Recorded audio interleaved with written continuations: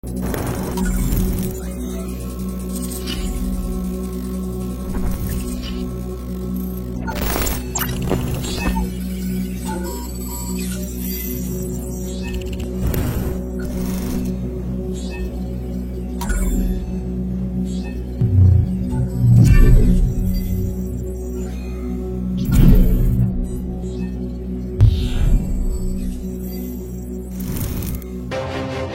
pris l'exemple de trois opposants. J'ai commencé par Martin Fayoulou. Je dis, mais il n'a jamais reconnu les résultats des dernières élections. Comment est-ce qu'il acceptera ma main tendue?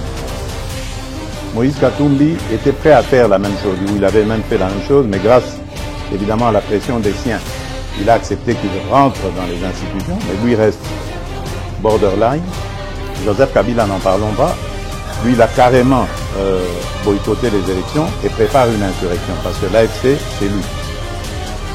Je sais qui est derrière. C'est pas ma tête qu'il cherche, il cherche la tête du chef de l'État.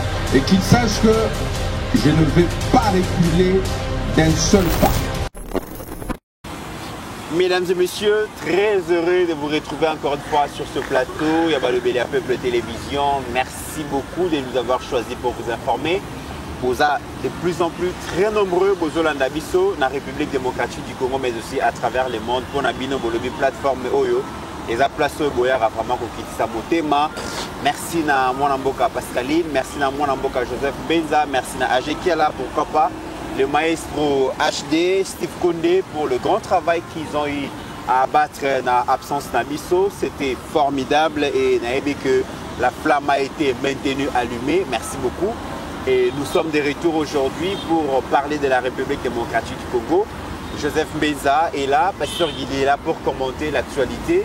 Et comme vous le savez, mesdames et messieurs, l'accord signé entre la République démocratique du Congo et le Rwanda sous la médiation américaine continue de défrayer la chronique. Les débats ne plus entre le Rwandais et les Congolais, mais entre les Congolais et même, on en parle dans cette émission. Pourquoi cet accord divise aussi les Congolais de Rolobelango? Mais deuxièmement, alors que cet accord suscite l'espoir parmi les Congolais, mais aussi les Africains, qui voudra que vraiment le pays africain va vivre la coopération économique, va vivre l'intégration régionale, va vivre dans un climat de paix pour promouvoir l'économie à Mboka. Mais voilà, Paul Kagame a fait une sortie médiatique au cours de laquelle il n'a pas ménagé le président congolais. Paul Kagame a dit des histoires. Mais pourquoi cet énervement? Pourquoi cette colère?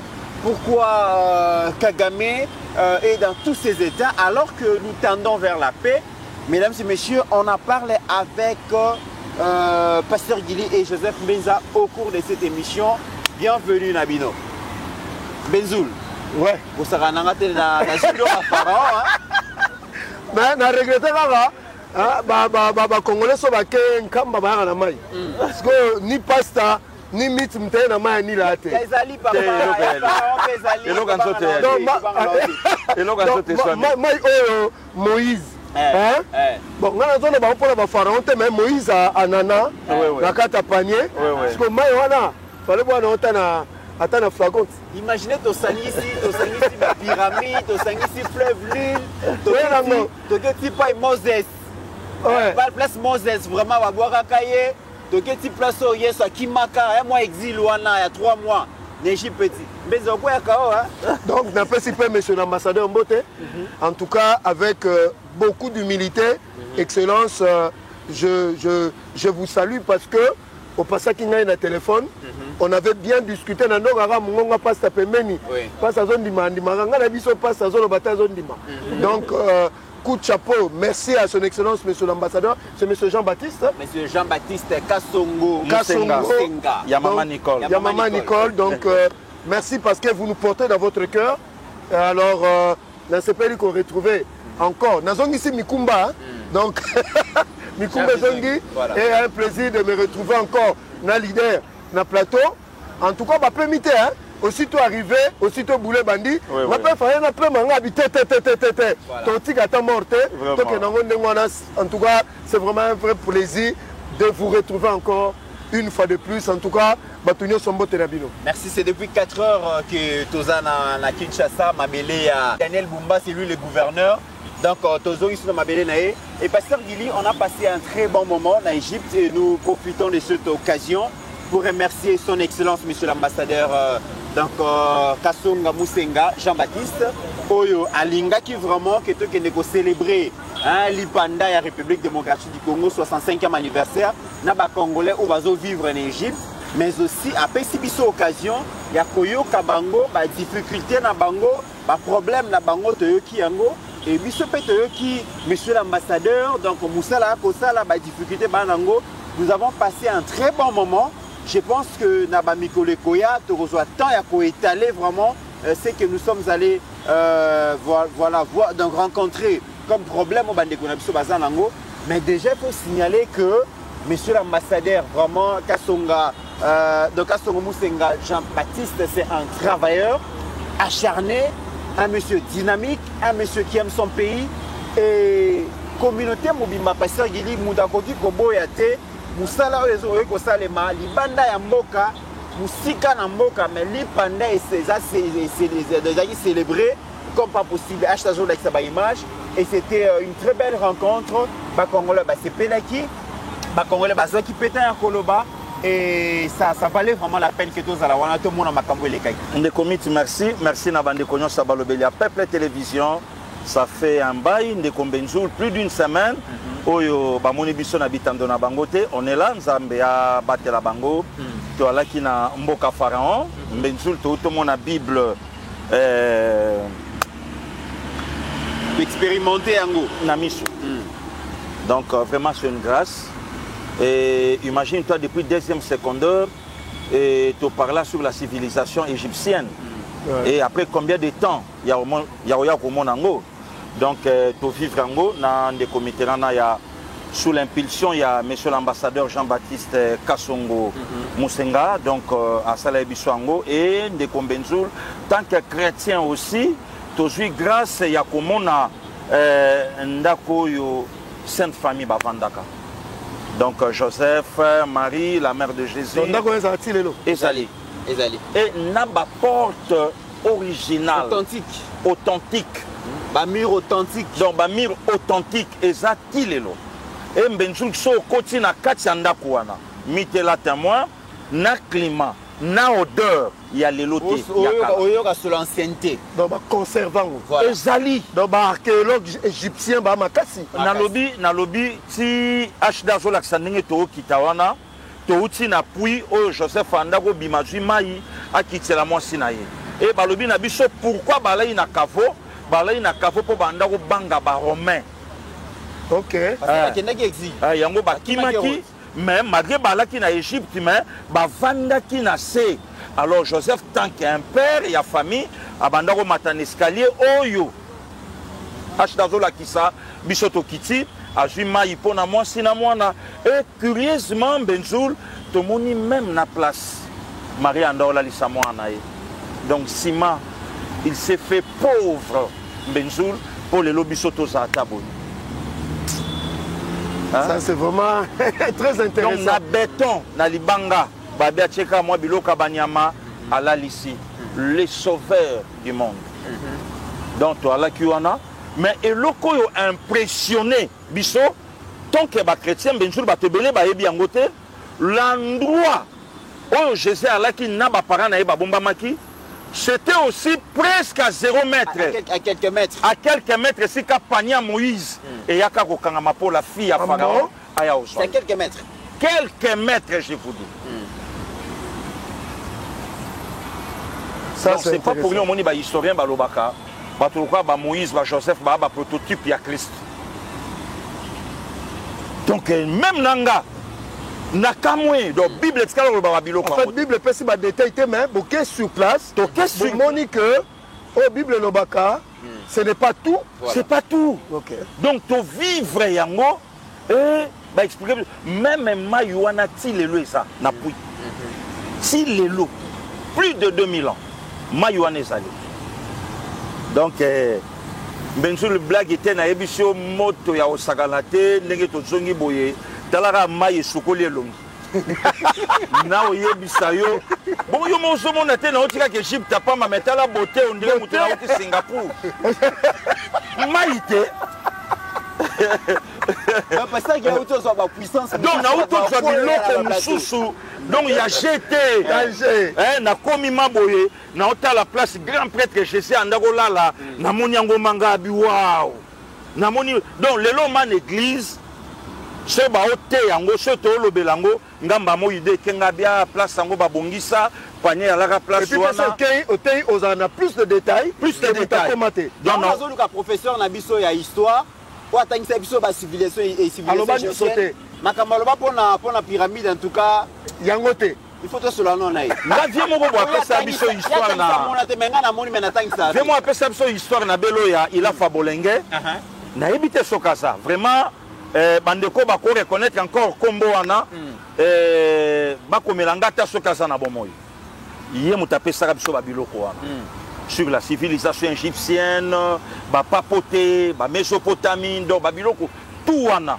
yé mutaloba na biso mais ndeko Mbenzul na lobi na yo mokilio ozomona ya na kolona ngo toyoka lisola pyramide ndengo lobi mais na ba détail ba betela biso te ke ba brique wana o etelemisa pyramide mabanga c'est dans les 400 à 500 kilos malamoko de Mbenzul tomoni yango maintenant yo moko mituna question banani balongola ngo na se po batombola ngo likolo Mbenzul tala je vous dis mabanga ça c'est un miracle de Dieu tomoni yango toujours grâce à mon Israël c'est la banda obima po kende a otambola tomoni yango donc que Dieu soit loué merci monsieur l'ambassadeur obakisika en plus na ba rêve babiloko to lukaka ko vivre merci encore na yo merci na dame de fer Kaskas Pascaline Kasongo tomoni mande bo beti milieu du terrain bino mbale sans coach donc mitate yo beti ya beti na kopia mutu yo aekende ka ikuta vraiment merci à vous merci et beaucoup. C'est ça l'unité dans la diversité voilà. Et c'est ça aussi l'union fait la force très bien merci de comité mais pasteur Gili bosane loko moko na ebisio maman Nicole Musenga a sauvé batu ambo na ebisio kuna arabique yo ba mana anglais boye bokoti na restaurant boye belo ni bosenga to na posolia olia musunya ngombe peut-être na ça lo bazane compliqué te na restaurant na kenda musika te ko senga ngona langue nini Mbenzul talaka banana botama ti londe to komi botebi ka pilipili ya la rouge mais curieusement ba bimsenga pilipili ya noir ya poussière mita bicha na damage ga mitika biloko to musika tika ba biloko yo mi torge e bomaka tika biloko yo mi to a loin intervention à maman Nicole donc Musenga c'est pas mon thème maman Nicole Musenga biso na parler na biso ah wana mande to dame Congo na ke damage ya nego sakanati voilà mesdames et messieurs c'était important encore une fois de plus merci à son excellence monsieur le gouverneur et monsieur l'ambassadeur tokozongela yango avec beaucoup de détails makambo biso toyoki na part ya mokonzi kuna na makambo toyoki pe pa ya bandeko na biso vraiment na mikoleko ya tokobetela bino lelo vraiment on est kaka avant-goût mais il y a beaucoup à dire par rapport à les conditions à travail à diplomate na biso les a mois passé puis ba congolais peut vivre libanda les a passé hein ba makambo toyoki tozongela bino avec beaucoup de détails mais Joseph Benza avant d'appeler ça mon amboka pasteur Guilé Maloba toki tomoni Égypte toki na pyramide toki place pasteur Guilé à lobby la synagogue toki bongo na musée hein, le grand musée égyptien Joseph Benza réalité zaka moko et sengeli mboka na biso toki sérieux na tourisme ya pamba to bano discuter na pasteur Guilé Égypte a ça des centaines et des millions de dollars. Et l'Égypte, les lotala banzela des otongama. J'ai l'impression que le Congo n'est pas tikalissima. Tu as dit Kenya na ba sip konde to moni, ba so de moutons. Toye en Afrique du Sud pas Didier Baye. Il y a le barrière za ramola kisi. Suivez le yenda za poto conducteur. A même biso en Afrique du Sud, a même biso na Kenya, tout le monde a comment les autres s'organisent et construisent leur société. Et pas ma bisoa, il faut quand même faut te serrer. Tourisme et pas maman en boka. Tala mindele nenge bazoya. Matin, midi, soir, Égypte a zo koti sambongo na tourisme. Est-ce que biso tozangi loko bat bakoyi ko ya tala na mboko? Mutu moko atangela pays se développe dans la démocratie. Sur les alliés tous les pays où les lobes sont très avancés, dans une certaine période donnée, ils ont imposé un dictat. Batunyo so balanda mutakenda à côté te. Vous voyez que bateau bazana mikila poto ba ebiango entre 10e et 12e siècle, l'Europe était pauvre. Mais quand ils se sont levés, bah dit non. Mboko eko continuer bo été ba pays wana, ils ont commencé à prendre conscience. Mais les lobbies sont dans mboka na biso. Donc vous avez un niveau de l'union sacrée pour se développer dans Mboko. Donc vous avez tout le corps là, Babolo Choa, Yoka Kombo. Donc c'est-à-dire qu'on a un problème de mentalité. Comme on a un responsable politique, c'est un petit peuple. C'est-à-dire la norme est commis problème pour la bateau. La normalité est commis règle pour la bateau. C'est-à-dire, ton message n'a pas de commission normale. Si vous avez non, que bois papier na balabala te. Muto lo bakeyo no muto bomisa mboko yo. Na ba bazana mituka. No ba bazana makolo. No ba batangi na ba batangi te. Nous tous nous sommes sur le même pied d'égalité. Yango zomona batu mususu balobaki il faut des études socio-anthropologiques très avancées pour formater l'homme congolais. Très bien. Mais tant que bazana on a bananga. Tant que bazana on a babisimwa. Imaginez un peu comment vous allez vous développer. Oui, tant que Bozakuna, Moutumoka et Bissinga Lobi, Bomoni Égypte, depuis Moubarak, ils ont imposé un modèle de société dans les Égyptiens. Batunio Sobalandi. Mais le lobby, son modèle de la société, tout ça, il imposé parce que tout ça, on a un niveau à traiter ma rébellion. Voilà. C'est un pays pauvre, mais le tourisme, ça évolue. Je pense que c'est-à-dire, Bissot Lamboko. Nalanda la France 24, Pasteur Guili. Il y a cela 6 ans. Un expert à l'équipe a lobby le jour qu'il y aura la paix au Congo. La partie est de la République démocratique du Congo, ça sera le lieu le plus visité dans le monde. Rien qu'avec le climat qu'il y a là-bas. Mais il y a des aventuriers qui nous empêchent d'arriver jusqu'à ce niveau-là, comme Kagame. Très bien. Alors, Torozongi, Pasteur Guili, accord qui signé le 27 juin 2025 aux Alakité, au Landia ou la Moussika, na monaki comment baneko bouillonner aux Aki na maloba ya koloba malheureusement aux Aki Moussika na Mboka. Le lobo est au Petit République démocratique du Congo a signé cet accord de paix avec le Rwanda. D'ici les 15 peut-être il y a moins Oyo, le chef de l'État, président Félix, Nakagame Barokuta pour finaliser. Déjà, tout le monde a dit que cet accord a été célébré.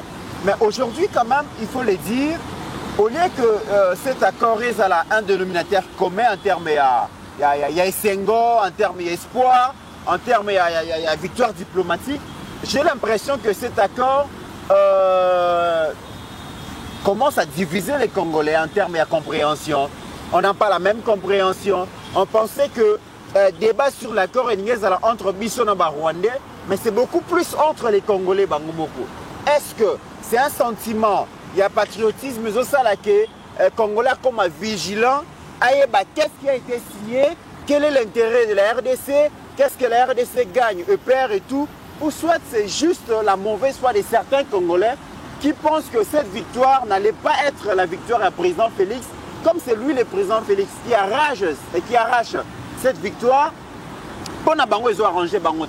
Les comités, est-ce que nécessairement, honnêtement, c'est une victoire, il y a personne qui sait qui dit, ou bien c'est une victoire pour les Congolais et Congolais? Ça, c'est quel niveau de mentalité? Et le Banangwatan de Konangam Benzoul, il y a Kovanda, il y a Koloba, et Soto Tiki Makambwe qui est bien à Kodondwa. Non! À Ovimba Moutou. À Ovimba Moutou. Donc, il faut toucher le bâton dans le roue et permettre que non, Assieta et que bon Makambango Simbate. Benzoul, Tokiti na 11 heures na cœur. Après avoir aussi sa formalité dans l'aéroport ya cœur na yebisi ndeko miti nga bimiti na kiti plusieurs fois na za vingtaine bandeko apoto balimbisanga po compréhension ya mutu na mutu yalaka différent okoyoka mambo na olobelobeli belge lo côté mais congolais lobi yo saka na za vingtaine mais na muke onga na moni na yebisi ndeko mitera na aéroport mutu akiti na za vingtaine aobanga aéroport à KRT complexe eza te eloko moko donc on a mona na Bruxelles yango na moni na cœur na aéroport na bango na yebisi mitera Kamuta kiti na cœur akobanga za vingtaine te aobanga te aotrouvango normal hein amoni oyo amoni oyo amoni oyo mais epa na biso ti siko tozana no bo signer baccord bokoti singa ya assemblée te moyen en tout cas ba peuple ba se retrouver te puisque ngam na représentant na bango bo associer ngate mais peuple a luka yo oloba tango goma na Bukavu etomba oloba te on a peuple se retrouver te oloba te quasi silence obandi ndeko mix na yebisaki yo na zwaki 3 mois na ngai il fallait na vanda na nga na ke na yebisaki yo mabesi ko za so lati ba munyero lati biloko oyaka matata donc là manzala ya lobeloko lobeo ndeko mix to bibiso to aba mifila le représentant ya peuple fort banga et pasteur Gili ndeko mix to bibiso to aba mifila donc biso to expliquez nous mifila la kinini parce que va comprendre un villageois donc biso to lo ko bana oyo ayebaki berte talaka biso to kola to banda ko benga écran couleur vidéo ah bon to biso kola bon na kin génération na biso OK mais lelo o mekango te pa ba o lelo ba o ya na sima donc biso lelo to abato mbenzul na Congo to moni elo côté to bandisco ko ke mona ngo libanda et au pia biso ba mayele moko boye ya ya na mboka na biso ma combien plus forte raison bato ba sillonner monde na mbongo a Congo. Pourquoi pas bozui idée ya kosunga le président Tshisekedi na ligne de conduite à Zolinga Tcha Congo et lobi na Ngombenzul makambu ekende etambola liboso de komi lelo tango beta lisolo accord to tambolinga na yo na cœur to zui train to ken Alexandrie to longo Alexandrie na mutuka to songi cœur balobi awa opinion politique autorisée te o mekate Abdel Fattah o mekana biloko pa pamba wana te tant ba biloko ebandaki pa barabe ba révolution ba biloko de oui alobi pas question awate ndeko Mitterrand na Égypte dictature lelo muteo tonga mboka na bango na moni ba autoroute na moni ba saute de mouton oyo na Belgique na moni yango te muta contredire ngasata na terre mbenzul oyo na Belgique na mona ngo te nzela nzela mais Égypte en Afrique ba beti yango mais awa na Congo na yebisi yo muta obeta lisolo abia lobi to a financer te ba papier ça tende ni to travailler ça c'est de la bassesse pasteur Gili accord oyo to ko benga historique comment bino boyo okende ko signer accord historique pour intéresser peuple te babi article 213 214 bakambona yo so esengeli bazwa validation ya Assemblée nationale mais le propriétaire il y a constitution de côté le comité le propriétaire il y a constitution les concepteurs il y a concept il y a constitution o ya cha article là celui 200 combien o ya cha yango lelo rebelle de comité il fallait consulter qui le 23 mars 2019 accord et Salama 2009 merci Benzoul pour nous rejoindre Congo ko kabelango Rwanda ba congolais ni ba alaka na balobaka pain même le journaliste lelo otala un petit rien du tout petit télémi a posé des questions pour momi na ye moko bo amona ye na télé na chaki mer wana kao tala petit orgueil un petit rien du tout donc costume kaka na cravate mte du son micro et position question na maman Thérèse Kayi combattre la petit donc les locaux de comité na Congo neto obeta lisolo babino non président Tshisekedi a joué Congo a kabeli yango États-Unis accord et signamete mais to vanda na mboko yo de comité rebelle abetela biso lisolo abi na sali constitution sans consulter même le clergé na na sala ta na mboko de komi pourquoi bato bosana makambo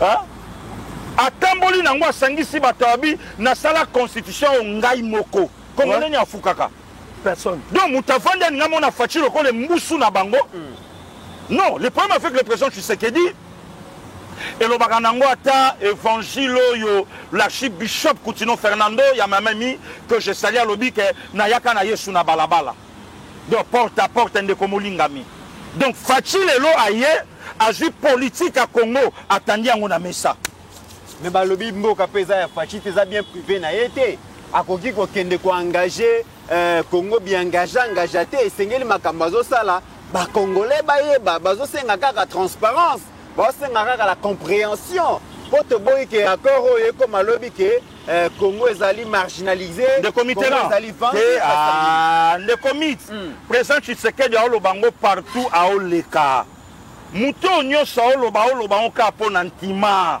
motema mabe to fandanga na yo na mbenzula wa na kas to fanda wa bato belé baloba babi to soutenir yo so kaboy na bango yo za bien mais bato kaboy na bango ba mabe mais muto président Tshisekedi sangana na bango pona coalition le loi koma bien na bato ba yebisaka fachi ke bango nde mabe ba fuka na ni de comité là président Tshisekedi alobi l'AFC c'est lui Kabila congolais mo ka lobango te d'ailleurs il prépare une insurrection.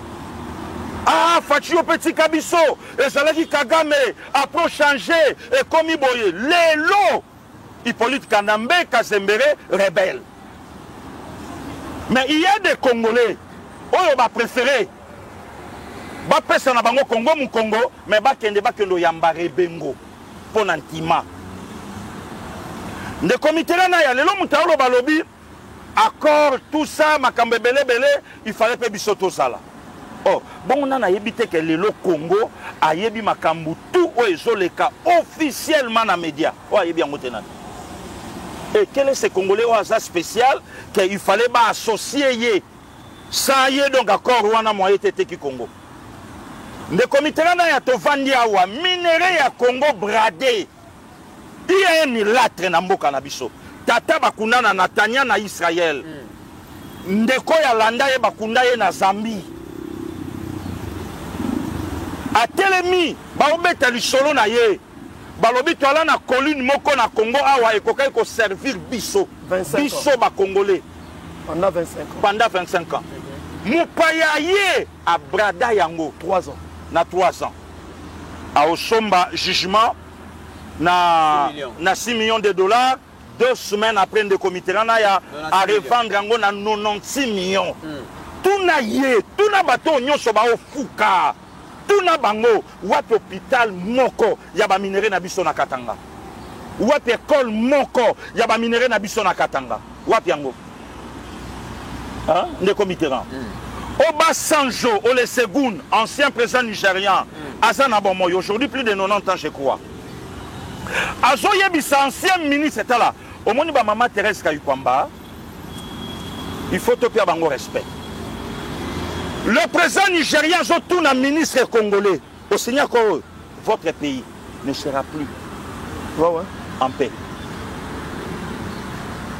Mboka na bino et osaka suna kimiate. Yango. Pour Seigneur Koro. Pour ba engager kanani, ba associer kanani na kati ya ba clause nyoso we salama. De comité na ya tovandi awa. Les comités moi nazangi moi mikolo belé les comités là nazangi moi mikolo belé ndé na boy fraîchement na otiker Égypte na moni désert les comités na pepo ma boy na otalanga be mutazandu mutabalabala le loko momo na ker mutubanda lo baluka boulot Talaga venir. De commis entrer dans sortie Égypte. Égypte a némona ba Israël. Bosco so na sengi visa Rwanda lobina na ofuka. Mbangu. Vous comprenez le comité là. Benjoul. Et ça n'a aucun antima batamité mama bende batuba obeta makambuana ya koloba.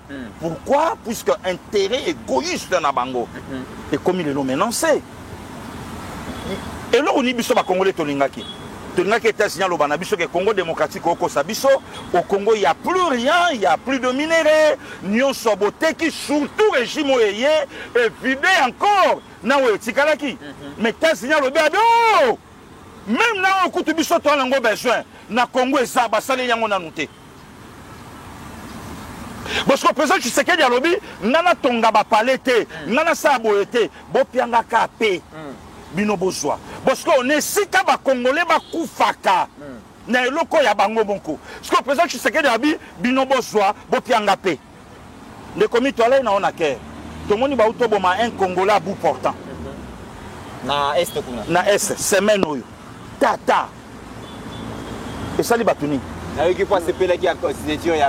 problème, n'a pas politicien congolais, va sentir que tu sais qu'il y a un d'abord, parti social et Koufa Nango, et Koufa vraiment et Béba, et toko dialoguer encore pour Tobimissanini entre nous les Congolais. Très bien. Donc c'est ça. En réalité, président Tshisekedi d'après si Moutoumou Moukongote, Mouto ya Lobanda appelle ça Congo Moukongo. Ok. Puisque même la fief natale na ye Benzoul, même un message y a réconfort na bande konaye bimate. Même il lobe bimate. Mais si koyo, ono yana na habité nga faina zalate. Benzoul, il faut y baka tant et les kaka makambo chanchaka. Benzoul à 2012 yango soute lelo. Ata baloba na biso vie ça na retard te ba consola kabiso. Vie ça na retard à un certain niveau. Et en retard. Donc, Combo ya Moutoba obeta na 2003 tant alaka pacificateur. Yango li soutien na 2025. Le long na 2025 Thérèse Kayikuamba. Libanga. Si vous Moutazanga pacificateur na 2006, na 2025 à combien? A pacifier quoi? C'est na tuni à pacifier ma combien? L'ombre de lui-même. Ah bon? Oui. Oh, ne komitsinga na betibale.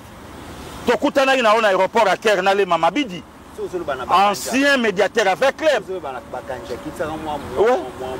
L'ombre de lui-même. Le Gombenzulu, au moni bisoto alaga, soko beta. Pour mon amake, on sait rien. On sait na katsa ba consigne au coach à Pierre Quitté. A le banne l'autre. Soka teloga Gili. Assemblée. Assemblée lelo. Olobina lo roté. Voilà assemblée mangwaken. Ba pia balocha na to le siete kimi. Tanga otala. Fouin. Assemblée mala. Zéro. Calamité. Non, c'est une assemblée.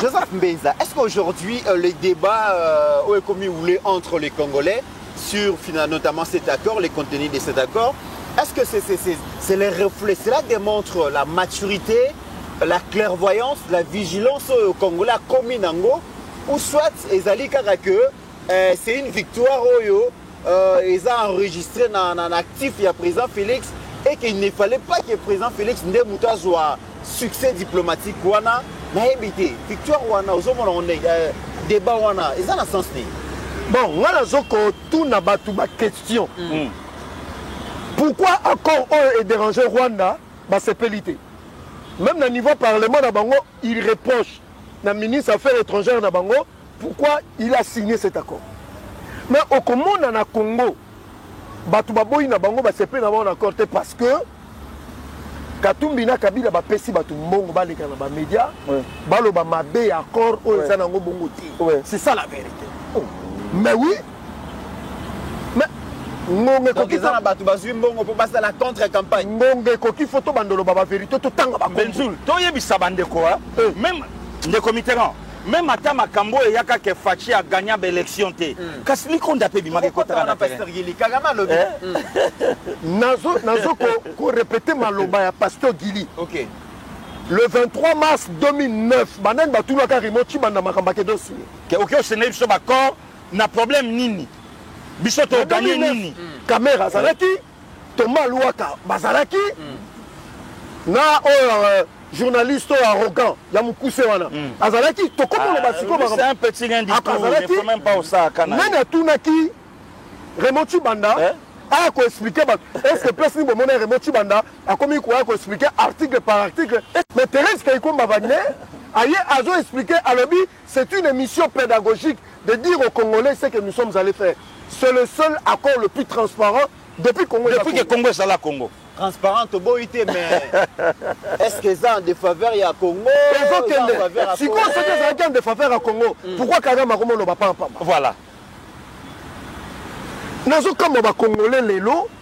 Bon, un petit groupe de gens insignifiants. Bah mouké. On va ligner beaucoup côté mais on peut se rendre le côté baloba. Voilà. Mais bah Congolais dans l'ensemble bah c'est pelin accord. Ne commit. Ceux qui Tozalaki a coupé un accord. Pourquoi Massad Boulos m'a comme tout un ministre des Affaires étrangères rwandais? Voilà. On dirait que les Américains sont comme plus patriotes pour les Congo que les Congolais. Un groupe de gens. Nous avons fait réfléchir les Congolais. Aujourd'hui, les propos du ministre des Affaires étrangères rwandais, ils ont corroboré dans l'aventure belé, dans les médias. Soit disant aussi des opposants congolais. Ils pro-rwandais. Ça, pour justifier que Kabila, Hippolyte Kanam Baza rwandais, à la Tissina, président Kassavou, papa Naza chinois. Tant Naza chinois, vous avez un niveau Makamuto Moloba. Papa Kassavou Baza chinois. Est-ce que vraiment, tu m'as béli ma bombe, ne commit d'accord oyo. Token article 213. Avant bon le 214, il faut bon le 213. OK. La 213 c'est ça, président de la République dans le gouvernement. Parlement na Sima. Si vous avez qu'il fallait les gars dans Parlement, fallait les gars Parlement dans moment nini. Parlement où il siège à Soke Lingi, Parlement où le député est allé sur la lobby, boto siège à Kate, et ça même dans la proposition n'a biché belé, c'est combien on a vendu liango, ni on a Parlement. Beaucoup qui m'a Parlement pour nani. Toujours qui m'a parlementé. Article 213, et lobby où il y a un président sali dans le gouvernement. Mais bango bazela, basala non vacances parlementaires. Ceux qui peuvent battre mon sous au Kende d'Égypte, bakende ko sukona na fleuve Nil bakende. Négomit le moment où les hommes momentaires ko yebisa parlement, tout zo ba parlement bino mo boyebi na nami to zo bela, boye la biso likambwana. C'est extraordinaire pe goyi ko ça. Vrai comme ça que non, ba tiende pembeni. Pour nani. Mais parce que c'est un traite. Oh. Mais là, nous sommes ngata. Nayoki. C'est là. Mutasalaki non déclaration. seulement être l'ennemi des Congolais. C'est là. Mutasalaki déclaration à lobby que loyauté na fidélité na président Félix est inébranlable. Hier ça l'a toujours na ngambo ya kimia a soutenir Mokonzi sincèrement, mais bino bokomi ko luka ko écarter, bokomi ko luka même ko assassiner. Caméra sali bino nini finalement. Biso tozo mettre les solo ya corps. Comment je me souviens encore de ce monsieur là Kodjo. Il n'y aura plus rien. Voilà. Voilà bakanti bazo ko enterrer Etienne Tshisekedi de Lumumba. Quelques jours après il est vieux. Par là MC bango tozo kena bango corps à corps. Kabila MC bato ya ba prêtre bo kende mbangu sino tenga na olongo mbangu. Maintenant, il y a le Congolais Congolais qu'il n'y aura plus de dialogue dans ce pays. C'est lui. Nous avons mis un moment où le Kagame a poli Bitumba, a poli d'accord. Si on est Congolais, nous sommes ce pays-là, mais les Congolais n'ambo parce que on est bien la politique à Congo. Parce que Gili, mais ça n'a pas conservé politique, il y a des quotas pour bâtir le pouvoir pendant longtemps. Mais na lire Makamozo Kende, vous allez écarter définitivement la politique. Parce qu'ils n'ont jamais été vrais sincères. Le lenga bateau nyo soto somona ba lenga ko. Tala no lenga ko ya bimi o sensa moko boye et ça la kanini. Et ça la kanini. Mon bimarati lelo. Et ça la kanini. Il faut le dire pasteur Gili. Donc c'est bénéfice mais a suivi accord. Bénéfice de biso ba congolais et ça wapi. Mais il y a un dialogue entre le président Félix et Joseph Kabila. Wana so lukande mbongo ebima. Président Tshisekedi a saloba ki alobi Kabila a tout boycotté dans ces pays. A so préparé insurrection na ye, c'est un rebelle. A tout boycotté. Ndeko Mitterrand ya. Peut-être président Sensap. Sensap ou bien Sensap. Sensap. Batoubaye bien lelo pour ça. C'est lui qui était le porte-parole. Tant que biso to ça na ba vingtaine d'années. Bazo fan sabso na olo balikambo na télé. Mutoyo alakisanga Etienne Tshisekedi wa Mulumba na misu Serge Dani Luko kilelo na Angola na pesi mbote. Yaya wana mista nanga wana même na diplôme na ye acha kombo ya wa Mulumba na diplôme na ye acha kombo ya wa Mulumba. De comité na continue à kolobe lokoyo mutabanda osala biso compte rendu. Il y a réunion salami na kati. Il y a gouvernement ya ba Paul Bandoma, gouvernement ya ba Paul Kapita, gouvernement ya ba Olenga Nkoyi, gouvernement wana mutabanda osala compte rendu ce vieux Olenga na mégaphone. Kingo et comité ya tish. Ye mutanda osala biso rapport vieux Olenga. Ba vie ba comprenant que ba okokana bango liste fo balia. Le loso tuniye et loko na ye wana litomba ba congolais eza wapi. Kabila n'est pas congolais, Kabila za bisoté. Kabila ya abotola biso nationalité à la tiango, azui posonaye ya Rwanda bombi, azui posona biso ba congolais à la ti. Mais ne commetteront chasser les naturels. Il revient au galop. Le lo azongi. Tant passer là kolobake Kabila za bisoté, Kabila za congolais mais moto asimbi pe économie, asimbi pe pour moi économique ya mboka. Le gouvernement Jacques Yaboula alobi yango alobi Kabila na Katumi baza ba ennemi na bisoté. Ba ennemi na biso ezali Paul Kagame, tout sika pour s'apprendre na bango, tout se concentrer sur Kagame. Omoni pe mabe ya régime na biso. C'est parce qu'on a coopté des kabylistes avérés et des kabylistes qui ne changeront pas. Mais balobaki qui a eu des pestants au pouvoir et Zouami, Bozaki na bateau, Bazaki Maye, il était Bozaki na séance d'été, Bazan expérience, Bazala quitté, Yangwana bo recruter qui a kabylistes basunga. Basta. Nazotanga komba mutute. Na kiti na kolwezi. Batu na balabala ba yebisinga balobi na fin 2024. Ba effigie mukonza mboka balongola kyango partout na lolaba. On va remplacer ce carton n'est. Est-ce que Batoumazo comprend de l'Okwana? Babi Baye Kozongi Sabefija Mukonzamboka, quand le président de la République a montré que les choses commencent à changer, Moutounio Sakomo Matissa et Longa Félix n'a pas de publicité partout dans le loi là-bas. Et c'est la même chose dans Okatanga. Cela veut dire, Tilelo, Jacques Kaboula Azali, neveu à Kapopo. L'ancien gouverneur. Jacques Kaboula Azaki, ancien ministre de la Finance, il y a Moïse Katumbi. Donc le choix est clair. Lelo, il a choisi son camp. Mais je te dis la vérité, il dit bon, mais attends.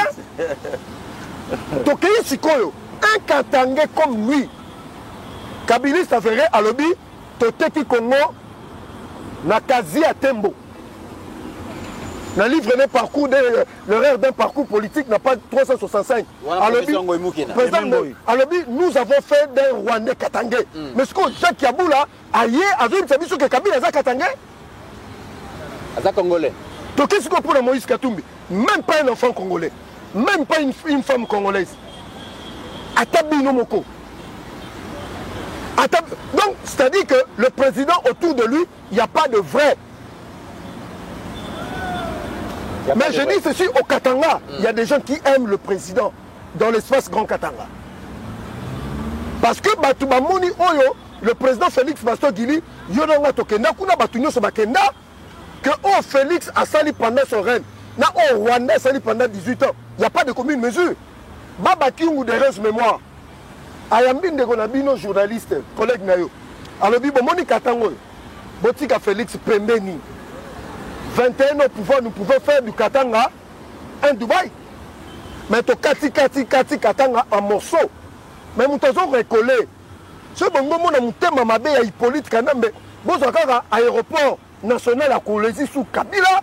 Et puis Bozoa, aéroport international à Kolezi sous Félix. Maintenant, on a un gouverneur, représentant du chef de l'État. Ouais. Au moment où le chef de l'État le dit que c'est lui l'AFC. Azolo bakeno problème na biso et ça Kagame mais Jacques Kabula aime sa biso Hippolyte Azosa Nina Goma na Bukavu. Très bien. Pasteur Guilé, vous avez la même impression, tant que Kabula Zolo Baketo s'est concentré beaucoup plus pour nos ennemis externes, Kabila et Katumbi, ce sont nos frères, pour se concentrer dans Bango, ils ont distraction. De Comitérant, il y a un problème aujourd'hui au Congo. Oui. Benzoul, au lieu de ma réflexion, et si Kalikambo Kozala, au lieu de la situation, je bima. Ah, quand on a attaqué, binobosa. Parce que tant que binobosa, au lieu de bosala contre-poids, Benzoul, na idée, binoboye na kofinga, c'est de la bassesse plus récente. Ok. Dans la place à Kiaboula, Lelo, parmi les présidiums à Union Sacrée, va pousser déjà Kiaboula na démission. Oh. Ouais. Va pousser la démission. Oui. Nali Kambouni. Kabila ne pas avec le chef. De comics, si tu vas opérer une médaille que Naboya ko soutenir Union Sacrée, n'a soutenir Congo et l'institution président de la République à cause de Makamboy. De comités non. La plupart y a bitumba lelo bisoto obunda. Et ça des combats laissés par nos saillés, par nos parents. Même la famille Benzoul, Mouto Alingaka perte, père Abetelanga Lisolo. Et puis Mouto Alingaka perte, peut-être père Aleki. Donc de quoi père même mère. Peut-être tante, peut-être oncle. Mais père Aloba Nangaï Joseph, Noko na yo tatale kinabino. Yaya Oyonga na landi na simabo salarane keba. Ok. Bon, ceux qui écoutent nzete, alobi na biso boye. Bongo biso bitape. Ndo moni to koma na ba méfiance, peut-être na membre moko ya famille. Papa aloba ne komis na bete la roli solo ya Bible. Salomo azoyebisa Shimei na suka. Oyebi mambo sala tata nanga. Osopela tata nanga selo. Ne mukolo Shimei se rendaka compte. Oh, moi je croyais que David a sa koufa. Ok. Nsoka David a lega kama kambonga na sala ye pa moi na ye. Ne comité là surtout ni batwa Holanda biso Benzoul. Total film moko esalaka succès dans la génération Nabiso, le 7 grand maître de Shaolin. De Shaolin. Nasuka baye koyebisa élève comment y mettre babi mutaboma oncle abokola yo maître na yo. Biloko nyonso maître la kisa élève babundi na ye nasuka amenança maître na ya mort nasuka maître abesangate tal ennemi mutaboma noko na yo. Et élève va au bunda coaché par son maître Libanda. Au moment qu'élève a commis coincé maître Abina Laksaka Yoboy. Écarté Makolo, Beta Yeboy, Sala Yeboy, Zongisa Yeboy. Le président de la République a fait ses lignes de conduite. Un gouverneur, Kabila a tout boycotté dans ces pays. D'ailleurs, il prépare une insurrection à préparer Yango. Le comité Ngana Yo, Tolandi na chaîne à Bapaya. Balobi, un ancien président congolais, il est gardé aujourd'hui par des militaires rwandais en Égypte. Gardé aujourd'hui, protégé aujourd'hui par des militaires rwandais. Et un gouverneur, Ayabe Talisola, Lobi, Katumbi Ndekonabiso, Kabila Ndekonabiso. De comité Tala, langage ya FC. Non, il y a Senko, dans mon Kiaboula. Au Monisco Place, au Pessi n'a raison. Que Batumsou Baza autour à présent Félix Batunabiso. Voilà, aujourd'hui. Or, moi, sa place, le comité là, tout va conduire au Kamba le présidium. Bato Bazoua, je ne sais pas quoi, pour faire reconduire Batumsou.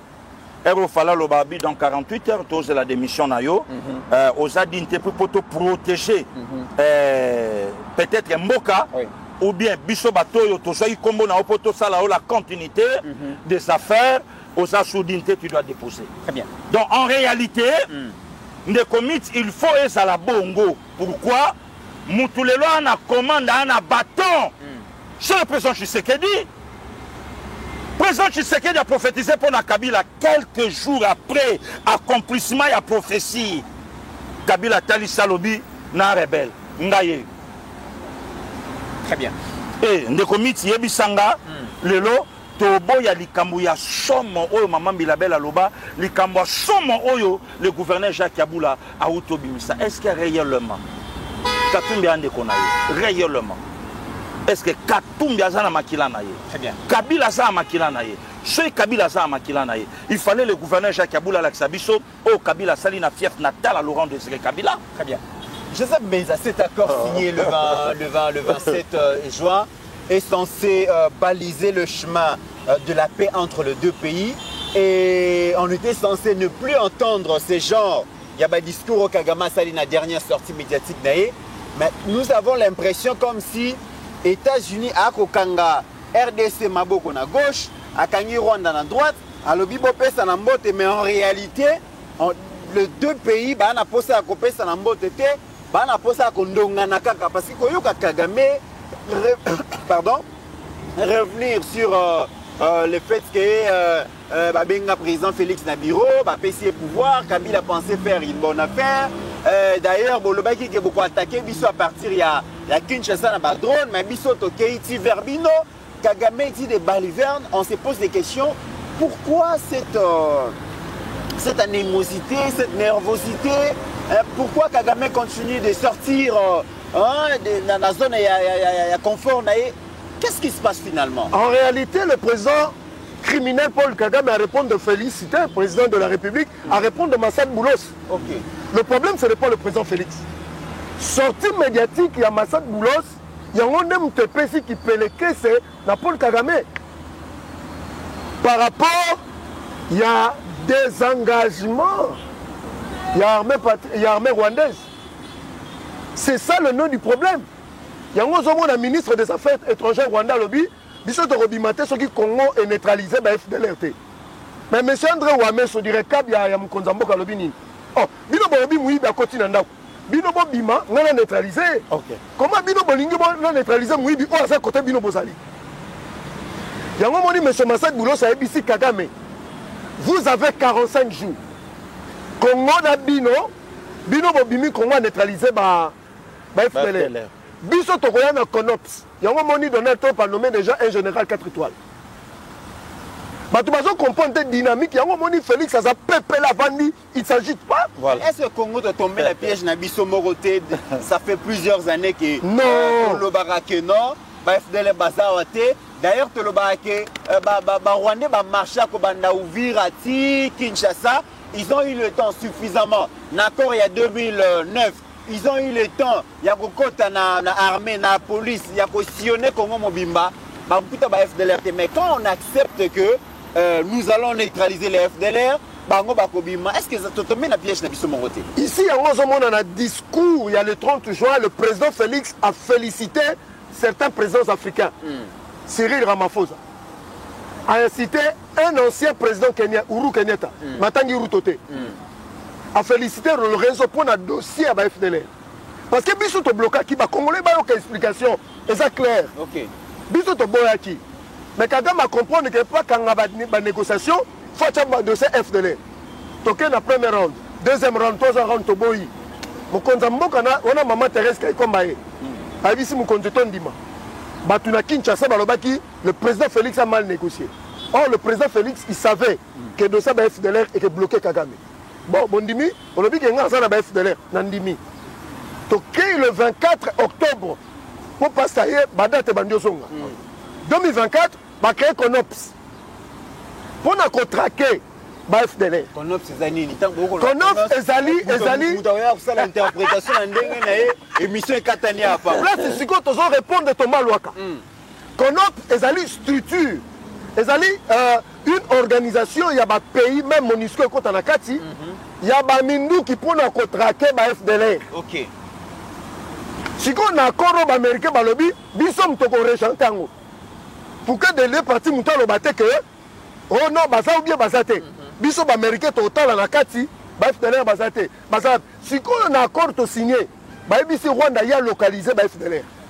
Est-ce que va comprendre, les Congolais vont comprendre la dynamique? Mais Rwanda lobby bazan a 4 forces spéciales d'armée, bazan la garde républicaine, bazan la marque. A Kosuka na Félix. Bayebi si yo. Nengo yebi ke bazali. Localiser bango, sensibiliser bango bazonga na Rwanda. Ba o ba koboya. Neto ko ya ko neutraliser. Yango mon pèse ba américain ba koti. Yango moni Massad Boulos alobi, ça se fera au même moment. Les deux pays ont 45 jours.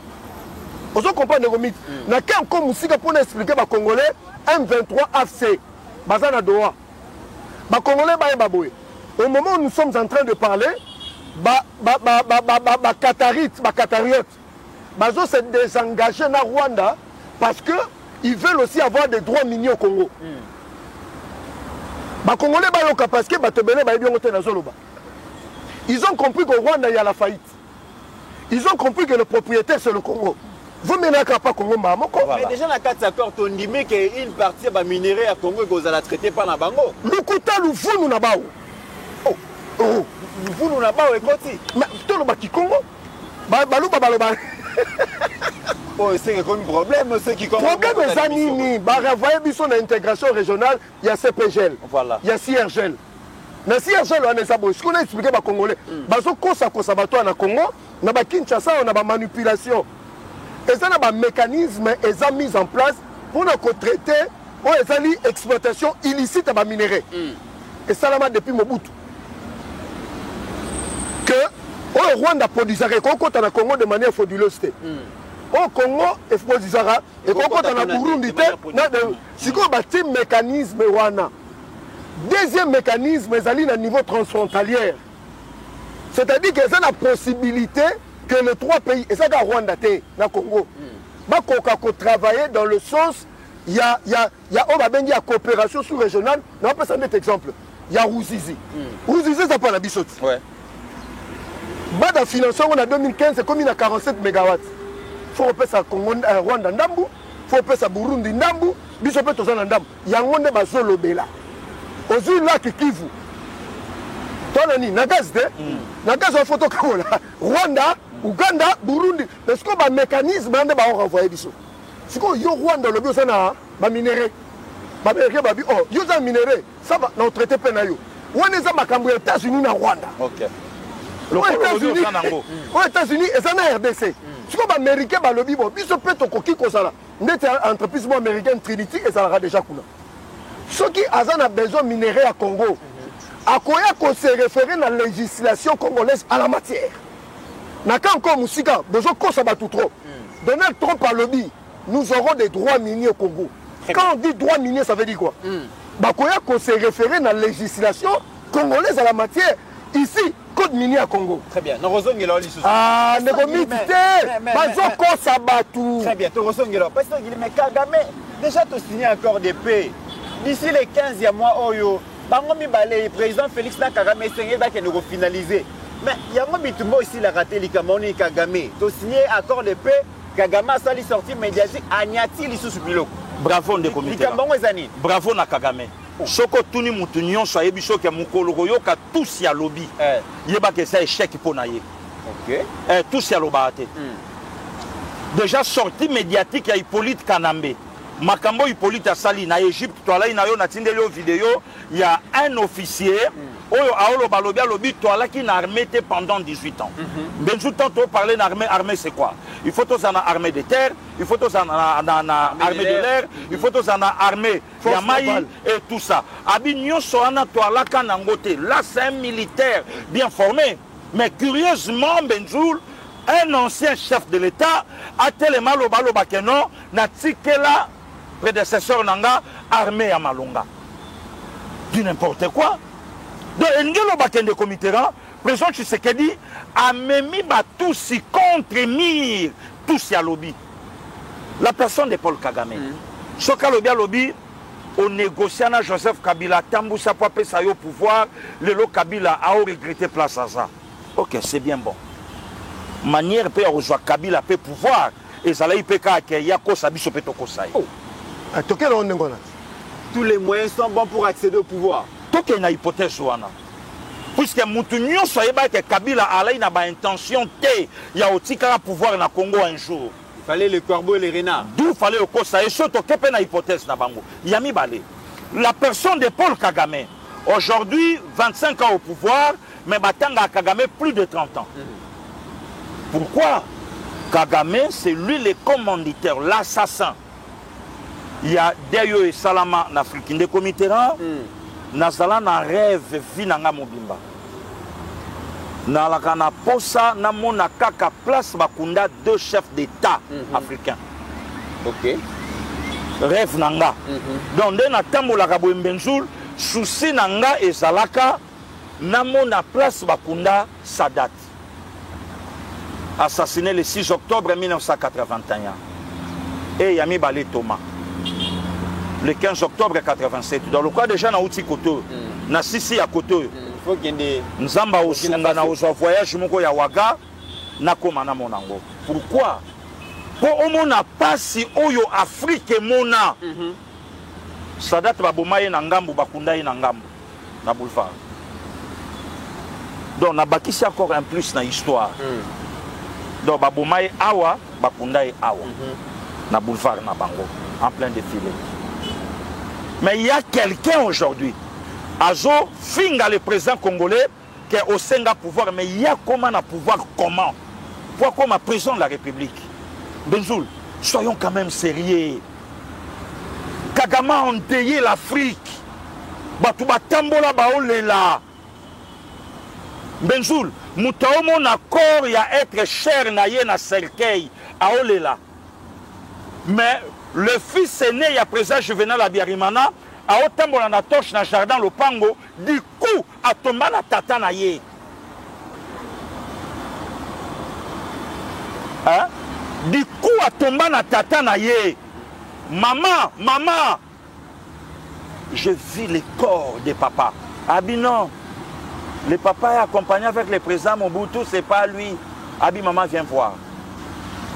Et puis bah tout na ye. Donc imagine tout le monde na chaîne Afrique Kabinga mutu na filma pe na panza ngo na monde. Na sa babilo ko na Paul Kagame. Aujourd'hui Paul Kagame de Comitera a hôtel malo babi okenda négocier na Kabila. Mais demandez aux Congolais oh le lobby sotoza qui est Kabila na mboko. Kabila c'est une insulte pour les Congolais. Oh, mais oui. Oh, de Comitera. Batu batangi na pendant RTNC. Donc Gauthier Kassavou, Désiré Kabila, et puis Gauthier Mbalamo Fati. C'est une insulte. Le comité, tout le monde a un couple de na Kawat. Na modir mukolo changa litoi. Na modir même na mukolo na botara na yomwana. Et loko biso ba congolais photo lo bana Hippolyte Kanambe Kasembere yango wana. Mais bozo qui a signé un accord de paix avec Mouto Abomi ba congolais pendant 30 ans. Boko qui a copé ça na mbote aux États-Unis. Mais entre bino ba congolais le comité, la paix c'est quoi? Qui veut la paix prépare la guerre.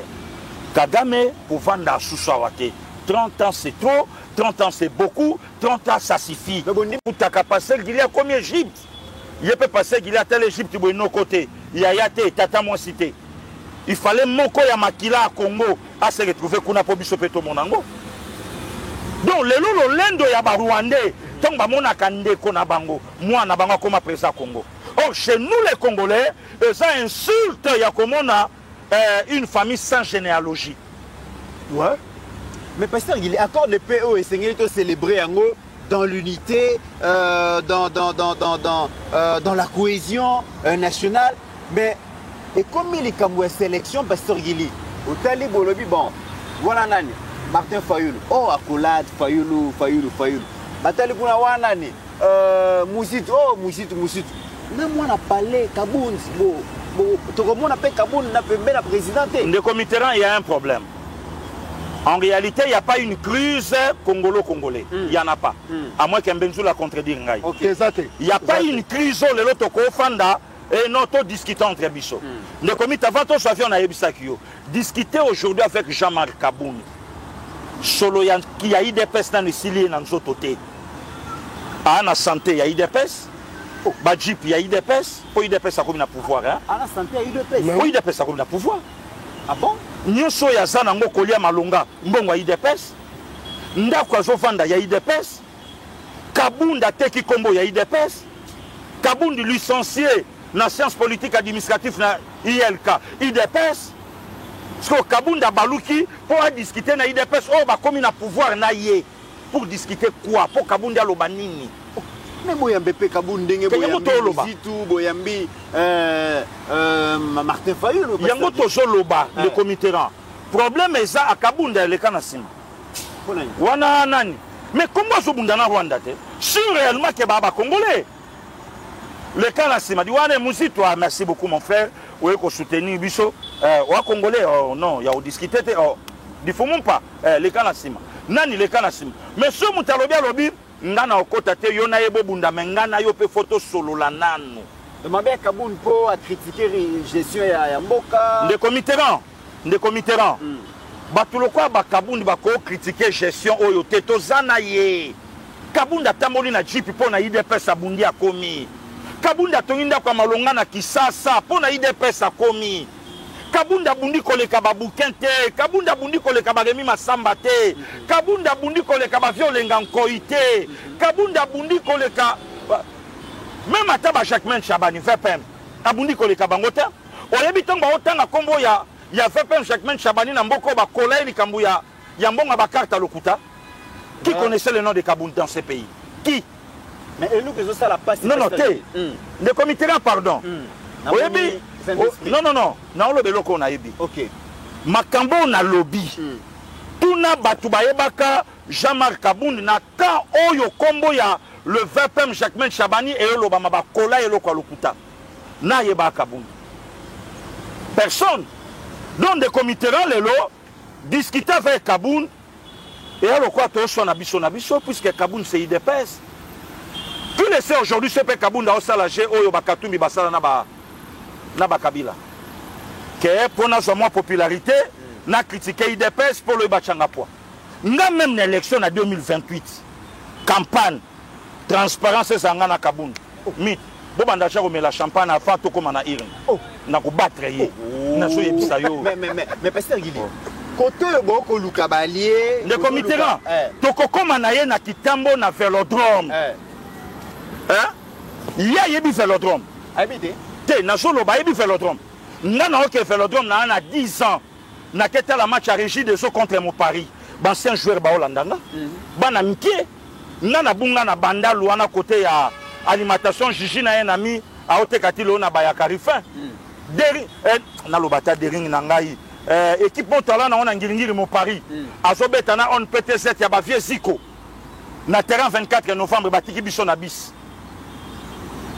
masa moka sunga bi na ebi terrain 24 place c'est ça to simbani na loboko bana ba 10 ans 11 ans to kota bandal to koma kota alimentation Gigi to tuna papa moko papa toke de terrain 24 novembre to komi pembeni papa na talibiso na ndo to simba na bon to tsingingiri to Hollande équipe na biso mo Paris papa na yuki biso mawa abi lokonga na oke ngingiri to zonga na la sabino nzela bokota po place oboza na le banzela na la sabino te po ko terrain 24 novembre. OK.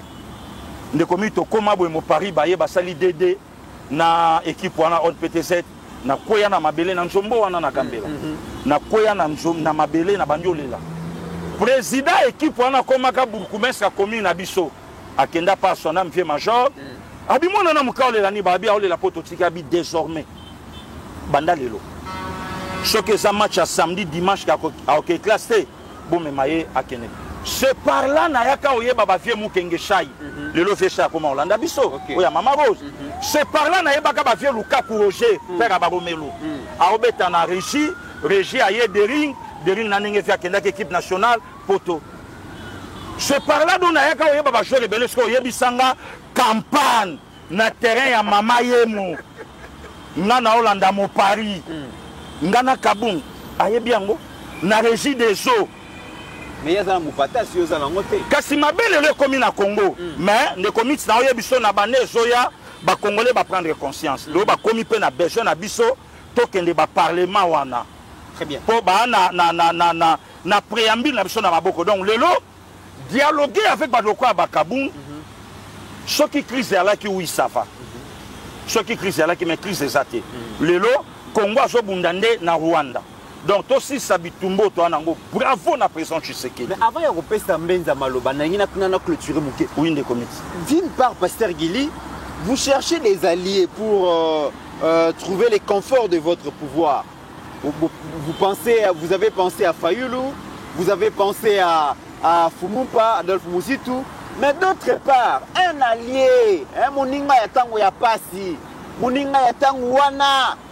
bozo koka ko supporter te likamba oni Vital Kamerhe côté bozo luka ba puis côté bozo télémé la caméra et ça nini finalement à ça nini pasteur Gili et pourtant Zalaki Nabino depuis Bandeli campagne a passé tout ça mais qu'est-ce qui se passe? Le comité toujours le 26 janvier de cette année 2025 Kamerhe était où? Tango Mezokoya. Après ça, il y a une réponse que Gérard Rambo a une émotion. Le comité le 12 février, quand Bukavu est tombé, on a parlé de justice. Kamerhe était où? Est-ce que Bisso, le comité n'a pas de politique, le roi armé? Le ennemi, l'ennemi de la République. Bon, Bisso de l'autre Lobani. Lelo Bisso Tolobani. Est-ce que na Congo, ils ont Congolais bon communiquer à Kamerhe? Oh, nous avons fait les caca autour de lui. Bon, ce Bisso Tolingi était. Et loko basala kana ba Jean Lycée Boussa pour aimer na parlement. Lelo ça n'a fini. PC. Lelo ça n'a fini. Na évité lelo batu na ye. Lelo ça n'a fini. C'est le Bisso ba Congolais Tolingi était. Bon, et puis sous mais c'est Vital Kamerhe ba ke Bisso ba Congolais Tolinga ka mutu na nzoto te. Bisso linga ka mutu na intérêt ya Congo. Si tu as la vie na taille, na costume, il y a 50 ou bien 50 ans, ou bien tu as la vie na nini. Ce que ça pone de comité là, babiso to aka na mboka moko. Babiso to ça na banda kuna poto te na ojolango wapi. Aujourd'hui allié farouche le roi Fayulu pour partisan naie. À côté problème il y a vieux à côté na G. Viatika loyal, viatika loyauté, fidélité. Même quand tu vas momi baya ya bakoma kolobango bolingo na fofarien, il faut dépanenga. Siko asalanini. Asalanini. Makota na je vais pas fois kate. Non Paul Kagame bundisi pe biso trop Kabila yope. Kabila yope de atanga tabango na Kombo. Vous cherchez des alliés ailleurs alors que vos propres alliés, il y a circonstances, il y a temps, il y a galère, bozo marginalisé, bango, bozo étouffé, bango, aujourd'hui, il faut se plaindre. C'est quoi les jeux? Non, le problème est que Pasteur Gila Lobelo Moko, au monde, il y a ce qu'on appelle la mutation dans la société. Kamerhe o bando benga pacificateur influence à Zalagi Nango, mais le lot influence en Zalangote.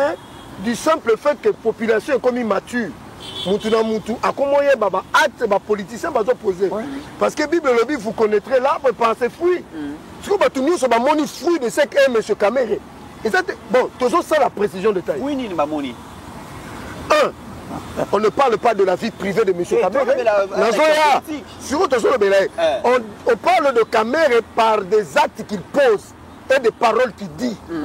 Vie privée est talibi sauté. Il y a un peu moins de quoi il y a la diffamation. Exactement. Il lui a dit des choses qu'on ne peut pas répéter ici. Mais malgré ça, aujourd'hui, c'est la norme. Parce que c'est un très capital, très important. Au monde de la politique, je préfère Jean-Pierre Bemba que Vital Kamerhe. Ouais. Babi Bemba, c'est un diviseur. Bemba nous a divisés avec ceux qui soutiennent le Rwanda et Hippolyte Kanambe. Voilà. Coup de chapeau. Jean-Pierre Bemba. Ici, j'interpelle le vice-premier ministre, ministre de l'Intérieur. Lundi. Vital Kamerhe. Et non. Dans Sud Ubangi. Assemblée provinciale. VPM, na bureau, Bavandi, Jean-Pierre Bemba, Bangotou, Guy Luando, na Jean-Lucien Boussa. Kofi et Salami, Balobi, non. Il y a deux présidents de l'Assemblée provinciale, il y a Sud Ubangi. Parce que le titulaire, Azamouta Jean-Pierre Bemba. Ok. L'adjoint, Azamouta Jean-Lucien Boussa. Moko ba équipe pour débaucher, la moutoyer MLC. Ok. Na niveau il y a Assemblée provinciale dans Sud Ubangi. Balokani Bango sur la carte de l'Union sacrée, va suspendre le 2, Batika vice-président. Mais le nom, M. Jacques Chabani, vient de réhabiliter l'autre président, au hasard appartient Jean-Lucien Boussa, qui coopère bien avec M. Vital Kamerhe. Ça crée de frustration au niveau de l'Union sacrée. Le lot. Il y a un moment de télémini décision, on a fallu Bangomi Balé, Bazalate.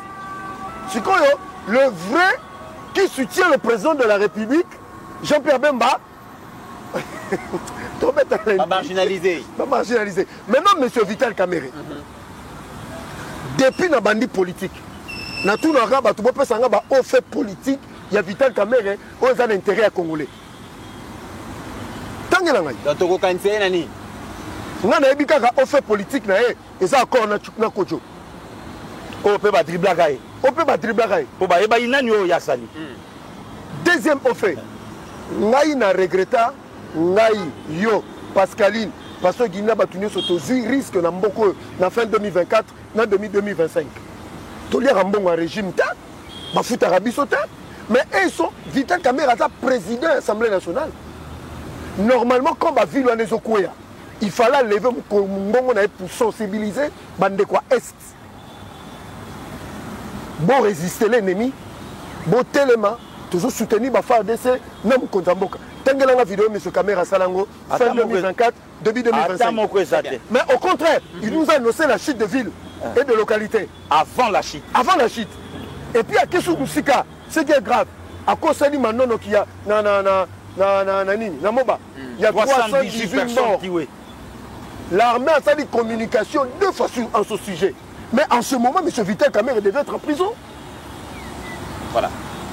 Mesdames et messieurs, c'en est fini pour aujourd'hui. Merci à Pasteur Guili, merci à Joseph Benza, merci à Steve Kondé, merci à Ajé Kiala et merci à vous tous au Volanda qui sont dans la République démocratique du Congo, mais aussi à travers le monde. Au-delà de nos divergences d'opinion, n'oublions jamais que la République démocratique du Congo reste et restera toujours plus grande que la somme de nos ambitions individuelles. En attendant, portez-vous bien, car chaque jour...